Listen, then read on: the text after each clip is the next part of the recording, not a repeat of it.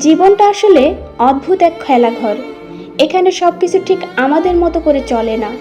আমরা ভাবি সবাই আমাদের ভালোবাসবে, সবাই আমাদের বুঝবে, কিন্তু সত্যিটা হলো সবাই আমাদের বোঝার জন্য তৈরি হয়নি। কেউ কষ্ট দিলে আমরা ভাবি হয়তো সেই আমাদের সবচেয়ে কাছের মানুষ, কিন্তু সময় একদিন প্রমাণ করে কাছের মানুষ বলে আসলে কিছু নেই, থাকে শুধু প্রয়োজনের মানুষ। আমরা যত বেশি আশা করি তত বেশি ভেঙে পড়ি, কারণ প্রত্যাশাই মানুষের সবচেয়ে বড় দুর্বলতা। যার কাছ থেকে ভালোবাসা চাই সেই হয়তো অবহেলা করে চলে যায়, যাকে আপন মনে করি সেই হয়তো একদিন প্রমাণ করে আসলে কেউ কারো নয়। তবুও জীবন থেমে থাকে না।